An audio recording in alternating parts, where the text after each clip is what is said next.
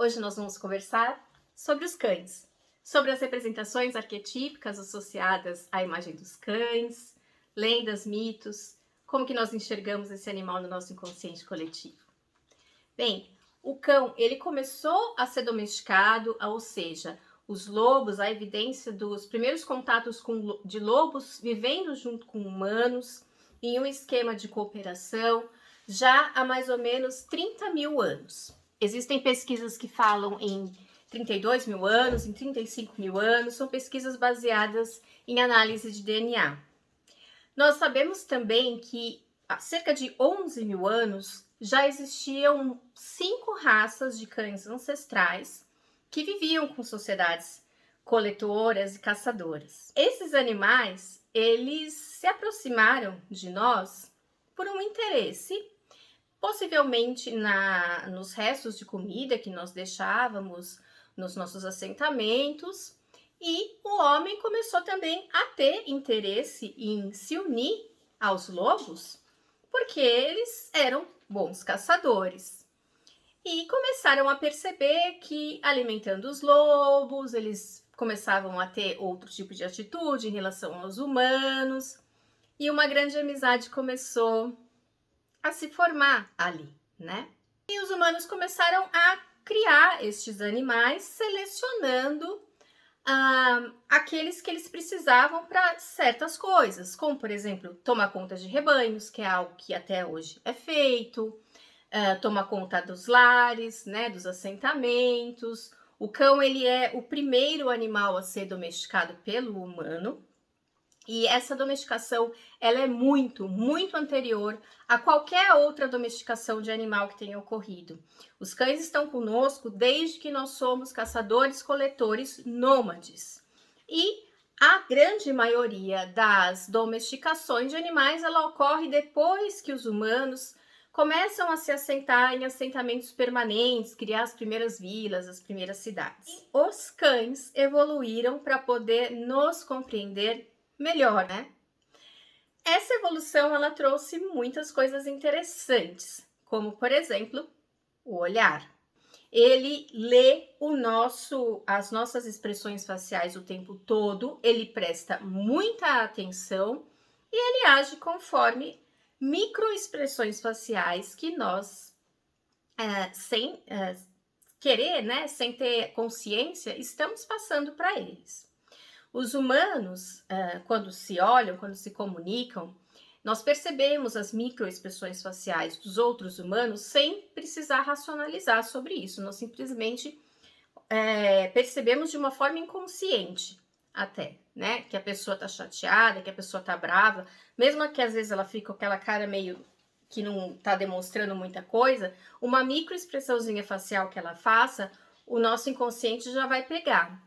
E existem estudos, né, que dizem hoje que os cães pegam todas essas microexpressões faciais. Eles sabem exatamente como a gente está, eles leem a gente. Eles evoluíram para prestar atenção na gente. Existem diversos estudos que demonstram que a atitude do cão em relação a nós é uma atitude como se nós fôssemos os pais deles. E a nossa também. Isso em termos de questões emocionais que foram analisadas, questões do sistema nervoso, hormônios que estão envolvidos. Então não é exagero quando a gente fala, o cachorro é meu filho. Sim, ele se sente assim e você também se sente assim. Tanto que toda a estratégia de marketing de um pet shop, ela é montada como se fosse montada para uma mãe comprar coisas para um filho. Ela é pensada dessa maneira. Todo o marketing é pensado assim, porque ele é baseado em fatos científicos. Quando a gente está se relacionando com um cão, o nosso corpo gera dopamina, serotonina, hormônios de bem-estar, e tanto para nós quanto para eles. E isso faz com que a gente queira estar próximo deles e eles queiram estar próximos da gente. E isso faz também com que a ciência possa dizer que os hormônios do amor são produzidos tanto por nós como por eles. E sim, não tenha dúvidas, o seu cão te ama, isso é cientificamente provado. E é claro que o primeiro aspecto simbólico que nós vamos conversar sobre tudo isso que eu falei até esse momento é a amizade e a lealdade. Clichê, o cão é o melhor amigo do homem? É sim. Ele lê nossas emoções, ele sente a mesma coisa que a gente e ele evoluiu junto com a gente desde que nós éramos caçadores-coletores. 30 mil anos não é pouca coisa de evolução, principalmente para um animal domesticado. As outras domesticações elas são muito posteriores. Então, aspectos como amizade, lealdade, verdade, companheirismo são aspectos que vão estar atrelados à imagem de um cão, porque nós construímos essa relação há muito tempo atrás. Então, o cão é a própria reencarnação arquetípica da amizade e da cooperação. Falando sobre o olfato, a gente pode dizer que o nosso nariz tem mais ou menos 5 milhões de células capazes de captar aromas e distinguir esses aromas. Os cachorros têm 300 milhões de células. Veja bem, nós temos 5 milhões, eles têm 300 milhões. Sim, eles são farejadores incríveis. Não é à toa que eles são utilizados na polícia, para trabalhos de encontrar pessoas desaparecidas, drogas e etc. Vamos dizer assim, se você estiver fazendo uma macarronada num prédio, lá no último andar, e estiver passando um cachorro na rua, ele vai sentir esse cheiro dessa macarronada que você está fazendo lá dentro da sua casa, no último andar. Então, o sentido do olfato, que para nós humanos é um dos sentidos mais esquecidos, mas na verdade ele é um dos mais instintivos e mais importantes para nós, em termos de memória, ele é muito importante para os cães. Inclusive, um cão pode sentir, por exemplo, se você fez uma comida naquele prato, lavou o prato, guardou o prato, se você mostrar esse prato uma semana depois para o cachorro, ele vai saber que tipo de comida que você fez. E isso mostra uma conexão do cheiro com a memória, de uma maneira simbólica e também verdadeira. Essa memória olfativa, ela é muito importante. Quando nós inalamos alguma coisa, essas moléculas, elas vão direto para o nosso sistema límbico. O que a gente enxerga, o que a gente ouve, ele não vai direto. É muito rápido que ele chega no sistema, mas ele não vai direto. Ele tem algumas barreiras. O olfatório, não. Ele vai direto. Ele vai direto para o sistema nervoso. E qualquer odor que nós sintamos ativa, se houver essa predisposição dentro de nós, uma memória. Esse sentido de investigar a memória, esse sentido de investigar o passado, é onde a gente pode começar a construir essas relações simbólicas com a questão do olfato e pensar que uma representação arquetípica de um cão pode trazer isso. Pode trazer uma relação com o passado, uma relação com a memória, uma investigação daquilo que é importante e do que não é mais importante para nós. E também saber investigar o que os ventos trazem ou não. Um cão farejador, quando ele está trabalhando para a polícia, os policiais eles têm que tomar muito cuidado com para onde o vento estava indo quando ocorreu a ocasião que eles estão investigando, né? O fato que eles estão investigando. Então, o policial que trabalha com o cão, nesse dia ele vai investigar qual era a direção do vento, se estava chovendo, como é que estava, porque se o vento estiver para lá, aquelas moléculas que o cão vai cheirar para encontrar aquela pessoa, por exemplo, ele não vai encontrar, a pessoa está aqui, mas o vento veio para cá, ele vai encontrar aqui. Então, se o policial sabe disso, ele vai saber que a pessoa vai estar mais ou menos tantos metros do que o cão encontrou, porque ele vai levar em conta os ventos. Então, o elemento ar, ele está muito ligado à figura simbólica do cão. O elemento que enche os nossos pulmões, o elemento da memória, da leveza, dos pensamentos e da inteligência, do racional. Porque sim, esse animal é extremamente inteligente. A quantidade de artigos científicos sobre a inteligência desse animal é imensa. Eu não preciso ficar falando aqui para vocês, né? Também não podemos esquecer de comentar sobre a audição dos cães. Sim, a audição deles é incrível. A audição deles é como a nossa, nós conseguimos perceber quando um som vem de um lado e quando um som vem de outro. Só que essa maquininha aqui de farejar, ela além disso sente quando um cheiro vem de um lado e quando um cheiro vem do outro. E eles podem escolher inspirar por uma narina e expirar pela outra narina, para poder pegar cada vez mais informações de uma mesma amostra.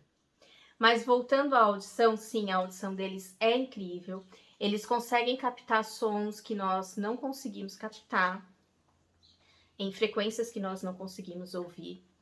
E essa capacidade também simbólica de ouvir coisas que nós não conseguimos ouvir, cheirar coisas que nós não conseguimos cheirar, ela também vai dar a essa representação arquetípica desse animal um sentido de mistério, daquele que consegue captar coisas que estão no ambiente que nós não conseguimos captar. E essas características, elas vão estar presentes nos mitos e como as pessoas veem o cão. É claro que a relação de amizade e de companheirismo, ela vai estar sempre em volta dessas representações arquetípicas. Mas o cão, além dele ouvir o que a gente não ouve, além dele cheirar o que a gente não cheira, além dele ver o que a gente não vê, porque a visão dele é mais ampla do que a nossa. Ela tem um raio de amplitude maior do que o nosso.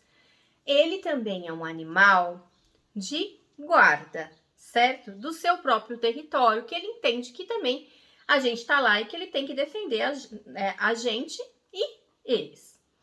Não, nós não sabemos qual é o território do cachorro, porque você pode achar que é a sua casa, mas ele pode achar que o território dele vai até a casa da frente, por exemplo, ou até a rua. Ele decide isso.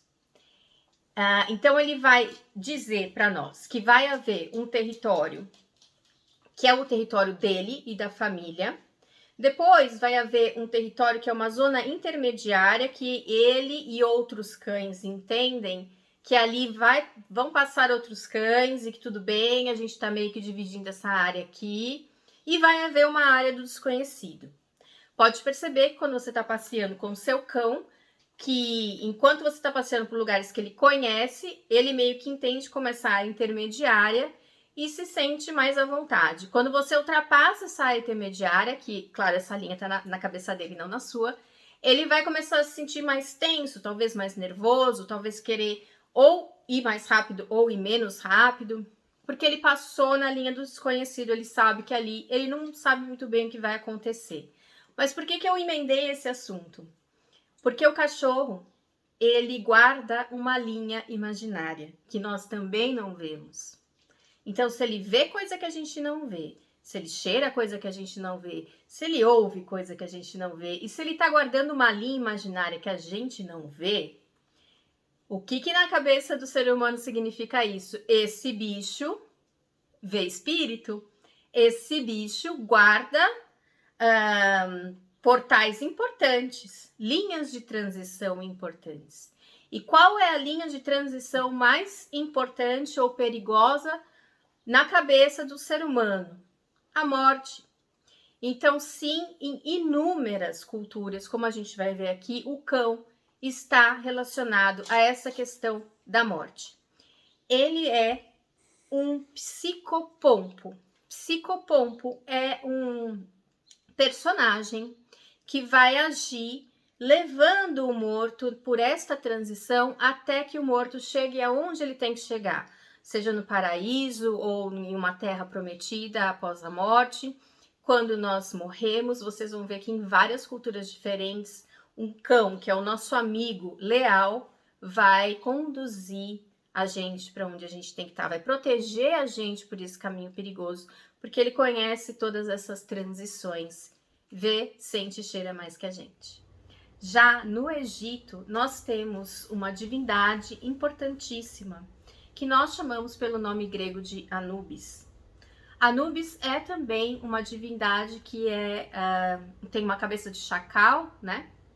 Uma cabeça canina, E muitos estudiosos atribuem essa imagem de Anubis ao fato de que cães e chacais sempre estavam ao redor de enterramentos, de túmulos, justamente para se alimentar de restos, né, humanos e animais que as pessoas depositavam ali, escavavam esses túmulos, né? E começaram então a fazer esta associação do cão com a morte também por esse motivo, além dos motivos que eu falei também para vocês. Então, esse deus com cabeça de chacal, com cabeça canina, Anubis, esse deus de cachorro preto, né? No começo ele era mais representado na forma de canino mesmo, né? O corpo, a cabeça, tudo em forma de animal. E depois ele começou mais tarde a ser representado com cabeça de canídeo e corpo humano. Esse deus é um psicopompo, ou seja, ele é aquele que vai auxiliar o morto, né, o falecido, em todo o seu caminho pelo mundo dos mortos. Ele vai auxiliar na mumificação, ele está sempre em cenas de mumificação, cuidando para que aquela pessoa tenha uma mumificação adequada, que é uma coisa muito importante no momento da morte para os egípcios. Ele então vai, depois de auxiliar nessa mumificação, vai também estar junto com os outros sacerdotes, presidindo. Hoje é dia de cachorrada, gente, vocês vão ouvir barulho de cachorro.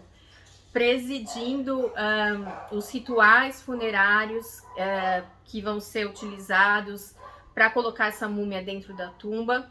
E depois disso, ele ainda vai auxiliar essa pessoa quando ela chegar na hora do julgamento. Esse julgamento do morto para o egípcio é um momento muito importante. É um momento no qual o seu coração vai ser colocado em uma balança e do lado vai ter uma pena, que é a pena de Maat, da deusa da justiça, e o seu coração. Se o seu coração for mais leve do que a pena, você passou. Você pode ir para o paraíso egípcio. Se o seu coração pesa mais do que a pena, acabou para você. E você vai ser devorado, sua alma vai ser devorada pelo monstro Amid. E nesse momento, em diversos papiros dos livros dos mortos, nós vemos ali Anubis segurando o fiozinho da balança, como se ele estivesse dando um jeitinho pra gente, do tipo, ó, vou dar uma seguradinha aqui, dar uma roubadinha, pro seu coração ficar um pouquinho mais pra cima. Que é o que o nosso cachorro faria, não é mesmo? O nosso cachorro faria tudo pela gente. Então, esse jeitinho egípcio aí de dar essa roubadinha na hora da morte, eles colocam isso, desenham isso, como se estivessem dizendo, olha, Anubis, dá uma força para mim se eu precisar na hora, por favor. Os cães também, de modo geral, eram muito representados na arte egípcia, acompanhavam faraós e nobres em suas caçadas, as cenas domésticas também, com cães e gatos, mostrando que esse povo apreciava muito a companhia desses animais. E também nós temos o famoso cão abutil, que foi encontrado em um enterramento, mas que foi mumificado, que foi honrado, que tem muitas coisas bonitas escritas sobre ele. E não foi o único. Em diversos túmulos nós temos os cães acompanhando seus donos nesse pós-morte. Esses cães eram chamados de Tessem, devia ser a raça deles, e imagina-se que hoje eles seriam parecidos com o faraó Hound, que é o cão faraó, né? Uma raça egípcia. Quando os gregos dominaram o Egito, eles se apossaram, né? E fizeram sincretismos com várias divindades por motivos políticos e também por motivos de que as divindades egípcias, elas eram muito diferentes das divindades gregas. No sentido que elas tinham um certo poder de lidar com essa questão da morte que as divindades gregas não tinham. No Egito, acreditava-se que se você fizesse uma série de coisas importantes durante o seu caminho, durante a sua vida e durante o seu caminho até chegar lá no paraíso egípcio, você chegaria num paraíso. Os gregos, eles não tinham uma visão assim tão boa do pós-morte, né? O Hades não é um lugar tão legal. Existia um lugar do esquecimento, então não era assim um pós-morte muito divertido.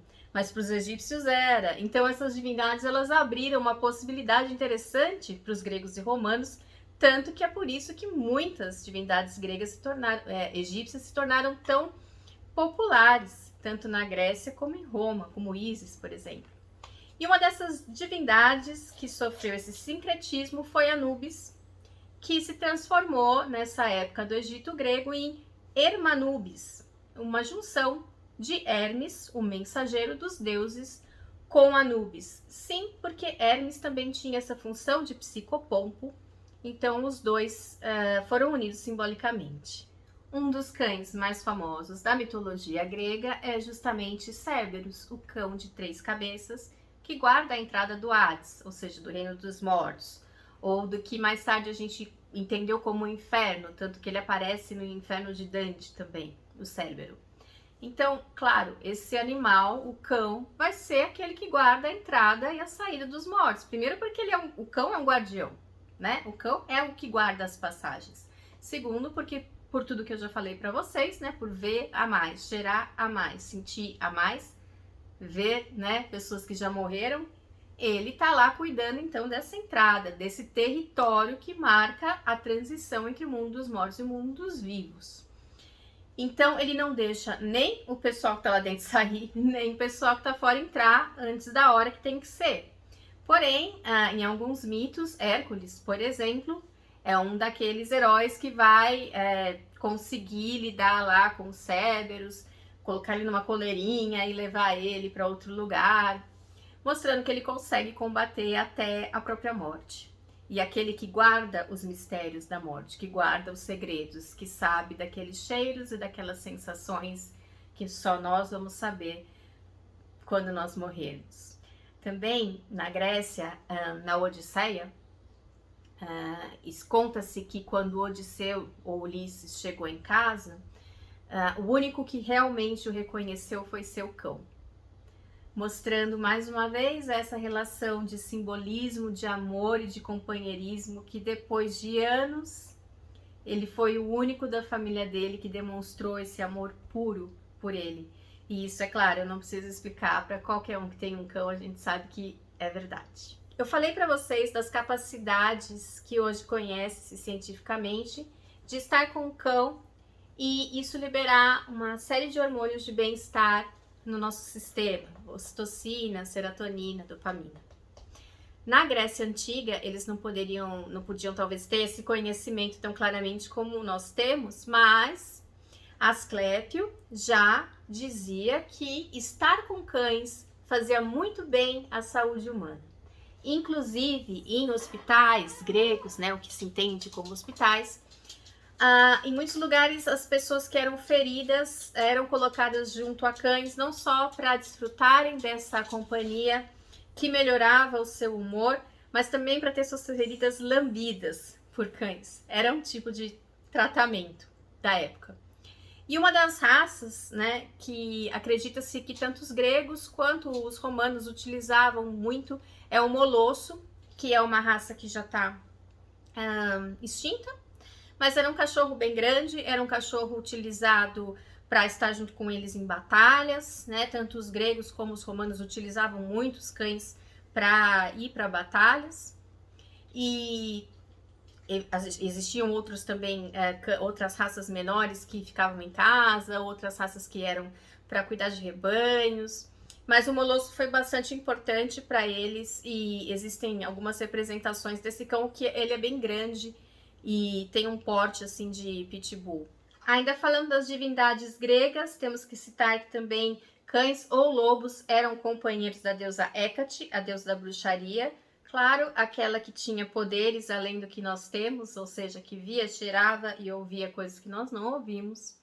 Também eram companheiros da deusa Ártemis, a deusa arqueira, né? Como aquele companheiro fiel que vai te ajudar na guerra, te ajudar na caça, que é uma especialidade canina desde o Paleolítico. E também uma coisa interessante é a filosofia do cinismo, que sino vem de cão em grego. Ela foi promovida por Diógenes de Sinope, que procurava viver como um cão vadio, ou seja, ele morava num barril na rua e vivia de esmolas. E essa era a filosofia dele, que ele chamava de cinismo. Para nós parece mais a filosofia do Chaves, né? Vendo um barril. Mas enfim, tem mais essa característica aí do cão, né? Dessa questão da vadiagem, dessa questão de viver de migalhas. Isso também tá ligado à imagem do cão, né? Para nós. Vai reverberar lá na frente na Idade Média isso também. Conta-se que um dia Alexandre Magno passou por Diógenes, que estava no seu barril, e perguntou a ele quem ele era, e ele disse que era um cão. E aí Alexandre Magno virou para ele e disse: mas por que você se chama de cão? E ele disse: porque eu agrado os que me dão coisas, eu lato para aqueles que me recusam e eu mordo aqueles que me fazem mal. Em Roma, a fama dos cães continuou com essa questão dele ser esse animal que conseguia ver espíritos. Os romanos acreditavam que um cão conseguia enxergar quando a deusa Trívia, que era a deusa dos fantasmas, estava chegando em casa. Então eles utilizavam o cão não só para guardar o seu lar de forma física, mas também de forma extrafísica. Porque se ele latisse à noite, as pessoas diziam: não, o cão enxerga mesmo espírito, então deve estar chegando um espírito aqui, deixa eu fazer um paranauê aqui para me proteger. Como eu disse, o cão ele foi muito utilizado em guerras, ele estava sempre presente com os exércitos romanos, os generais romanos. O molosso, né, era esse cão bastante utilizado para isso. Mas, por outro lado, eles também tinham seus cães de companhia e gostavam muito dos seus companheiros, exaltavam. Virgílio exaltou o molosso, por exemplo, que ele é um excelente companheiro, um excelente cão. E nós temos algumas imagens em Pompeia, que são as primeiras imagens que nós temos de um sinal em uma casa dizendo cuidado com o cão, que é muito legal. Então, a gente pode ver que esse hábito do cão cuidar da gente, cuidar do que é nosso, cuidar da nossa casa, né? Ser esse animal cuidador, cuidar das nossas fronteiras, não deixar que o mal nos atinja, que esse é um atributo muito importante, simbólico do cão. Ele está presente realmente há muito tempo. Na mitologia nórdica, nós vemos que os cães eram tidos também como psicopompos, além de amigos, né? Porque eles estão presentes em enterramentos junto com seus donos em diversas ocasiões, enterramentos vikings. Nós temos lá os cães como companhia, né? Daquelas pessoas. E também as pessoas já acreditavam que eles conseguiam ver espíritos. E também temos Gram, o cão que guardava o réu. Ou seja, o cão que guardava o inferno, que é aquela coisa muito parecida com o Cérbero, e é o animal que está entre as fronteiras, protegendo a entrada. Aqui na Mesoamérica, o cão também é ligado a essa questão daquele guardião dos mortos e dos mundos. Entre os mexica ou asteca, havia uma divindade chamada Xolotl, que era um cão que viajava junto com o sol. Ele fazia a viagem do sol todos os dias com ele, protegendo o sol e nascendo e morrendo, que é o que o sol faz. Então, os astecas, eles criavam cães preferencialmente dessa cor mais amarelada para lembrar essa entidade e para que essa entidade pudesse ser enterrada com eles junto para fazer esse papel de psicopompo, né, de que acompanhar eles também por essas jornadas de vida e morte, cuidar da entrada deles no mundo dos mortos, ou fazer também o sacrifício com esse tipo de cão para ter esse tipo de auxílio desse animal quando ingressasse no mundo dos mortos também. Na Idade Média, os cães, claro, continuaram como grandes companheiros dos humanos, eram muito retratados em cenas de caçadas. A crença grega de que um cão lamber suas feridas, que iria curar essas feridas, continuou. Também acreditava-se, e nós vemos nos bestiários diversas imagens de cães vomitando, porque eles usavam isso para mostrar metaforicamente que aquele que vomita e come de novo o que vomitou, que é o que o cão faz também, a gente sabe, é aquele pecador que pecou, tirou de si o pecado, que era ruim, mas que pecou de novo porque foi lá e comeu o pecado outra vez. Então, o cão na Idade Média, ele tem uma imagem meio dúbia. Quiseram demonizar o cão, que era relacionado à noite, ao diabo, aos mortos. Imagina um bicho que vê, que enxerga, que cheira morto, que cuida da entrada do inferno, né? É o quê? É o cão, é o diabo. Por isso que a gente hoje chama o diabo às vezes de cão. Só que o cão é muito amigo do homem, ajudava a caçar, ajudava na casa. Então ficou difícil para a igreja colocar o cão como demônio. Ele conseguiu cunhar esse termo, mas as pessoas continuavam tendo cães e amando os cães. Não dá para não amar cães. Nem a igreja conseguiu isso. Nas épocas seguintes, no Renascimento, no século XVIII e etc., os cães começaram a figurar muito nas imagens que as pessoas, principalmente a nobreza, encomendavam de si mesmas. E a questão do cão de companhia torna-se bastante importante, ela começa a se tornar proeminente, principalmente porque começa a se consolidar a burguesia, que era uma classe social que não precisava ficar trabalhando tanto e o dia inteiro. Então, poderia se dar alguns luxos, como, por exemplo, ter pequenos cães simplesmente para fazer companhia, simplesmente para ter amizade. E não um cão que, sim, era seu amigo, era seu companheiro, mas também te ajudava a cuidar da casa, te ajudava a cuidar das ovelhas, te ajudava a caçar. Bem, espero que vocês tenham gostado dessa análise das representações arquetípicas que a figura do cão nos traz. Esse amigo que nos protege até na hora da morte, que nos guia nos nossos piores momentos, que está com a gente sempre. É claro que muitas mitologias ficaram de fora, existem cães na mitologia chinesa, japonesa, armênia, etc. Mas o vídeo é curtinho, né? Senão ia ficar muito grande. E espero que vocês tenham um cão para amar, de verdade, porque é uma das melhores coisas da vida. Até semana que vem.